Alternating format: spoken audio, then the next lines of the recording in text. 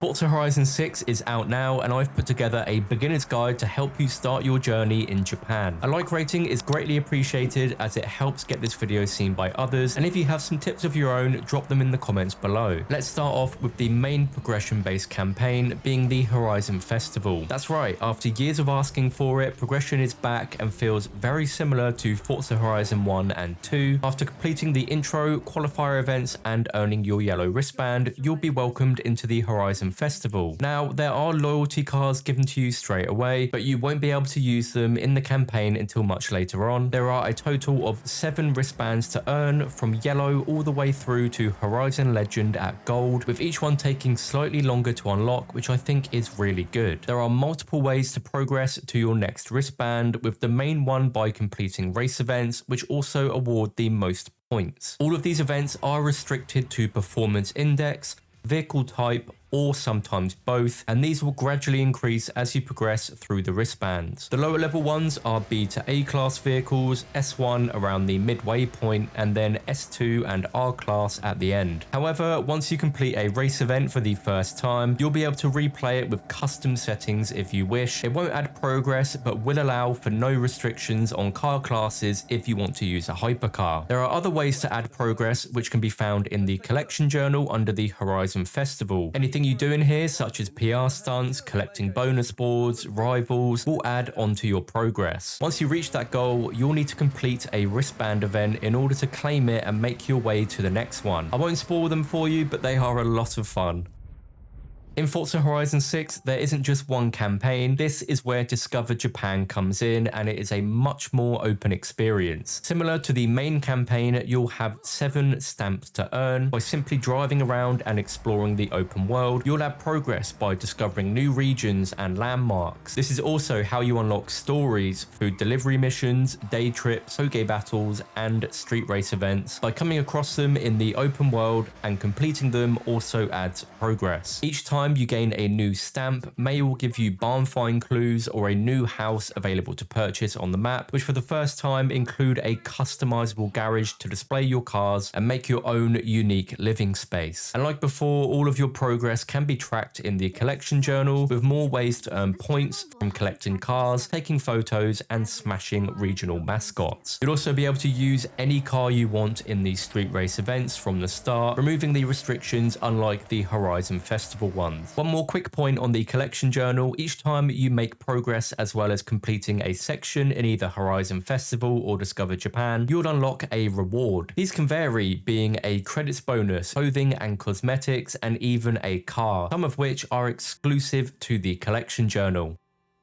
Speaking of cars, let's talk about those. There are over 600 cars at launch in Forza Horizon 6. Most of the launch cars can be found in the auto show. We also have the auction house returning for you to sell your rare, unwanted, or duplicate cars to get some credits back. And as mentioned before, barn finds are also available for you to unlock as you progress through Discover Japan. I do have a complete guide for these on my channel, which I'll also link in the description. In Forza Horizon 6, we have 2 more new ways to get cars in the game. First are aftermarket cars. These are used cars that spawn all around the map, which you'll come across when exploring the different regions. These are designed to help you as you progress through the Horizon Festival, as they will usually spawn close by to an event, PR stunt, and the open world activities like time attack circuits and drag meets. If you're lucky, you might even find one of the 3 Forza Edition cars that can be purchased as a aftermarket car. Treasure cars are the other new activity, where you can find 9 abandoned cars around the map, 1 in each region excluding Legend Island. May will give you a clue when you enter a region for the first time, along with a photo and description of it in the menu. Once you find it, you'll be able to clean it up and add it to your collection. Each of the 9 treasure cars are also exclusive, so definitely worth finding them all.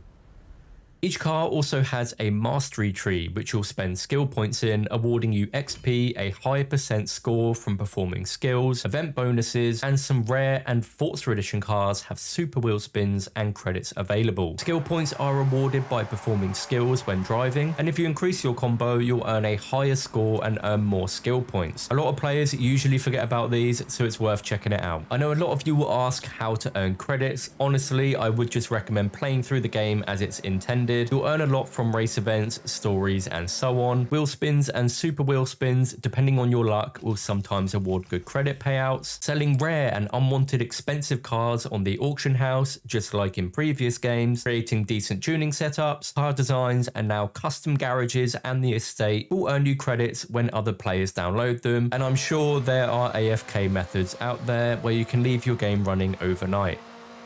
Moving on to upgrading and tuning your car, as well as difficulty settings. Kind of a 3-in-1 point as they all link together. If you're already in the know, by all means move on to the next point. However, if this is your first Horizon game, let me give you a quick rundown. Difficulty is all down to your personal preference. Average is a great starting point for new players, but if you're finding the events too easy, then you can up it for more of a challenge. There are also additional settings like your driving line, traction and stability control, ABS, etc., which again you can change to your liking, and depending on what you change around will also adjust the extra credits boost you'll earn from events. And there's also plenty of accessibility features such as high contrast mode, auto drive, and a screen reader, allowing for even more players to experience the game, which is awesome. Upgrading your car is essential, mainly when it's at a lower PI rating. For instance, you're given a stock GR86 which can be used in an event. It should be fine depending on your difficulty, but I'd always recommend upgrading your car to the max PI for that class, making it a lot more viable in the race event. On the most part, you can also upgrade cars to a new class, which again, you'll want to make sure you reach the top of that one, if not as high as possible. And it isn't just about adding in as much power. Most cars also have plenty more options like platform and handling, drivetrain, tires and rims, aero and appearance, and body kits and conversions. So it's worth going through all of the options when building your car for an event. On top of that, you can also paint your car and even apply your own or download player created designs. Tuning your car, I'd also say, is pretty important to give you even more of an edge when racing and drifting, especially in multiplayer. But for a casual player, you could probably get away with tuning the gearbox, ride height and differential to see an improvement. But if you'd like a full, proper, in-depth look on how tuning works in Forza Horizon 6, Hoshi has a brilliant guide explaining all of it much better than I could, so I'll leave a link to his video in the description to watch after this. Something I noticed from the preview build was that there are overall changes to the handling and braking on cars in Horizon 6, where it feels closer to the latest Forza Motorsport instead of Horizon 5. Of course, it's still an arcade racing game, but it might take some adjusting to get used to, so don't worry, it's not you doing anything wrong, and after getting used to it myself, I'd say it's a pretty good improvement. The last 2 points in this video will be on multiplayer and the festival playlist. You can still play with your friends in a convoy and cruise around the open world just like before, and the campaign is also co-op if you wish to play with a friend. From the pause menu, you'll also be able to play rivals, but the main multiplayer game modes can be found in Horizon Play, with 8 different modes to choose from, 2 of which being a custom performance class, racing series, and being able to toggle collisions off for the ultimate clean racing experience. There is also a Series Championships leaderboard menu at the bottom, which I believe resets every month. Spec Racing is a returning mode from Forza Motorsport, but it's new to the Horizon series, and it's currently my favorite multiplayer mode, as everyone has the exact same car, so it's purely down to skill. The levels are also separate in Horizon Play, with plenty of rewards up for grabs.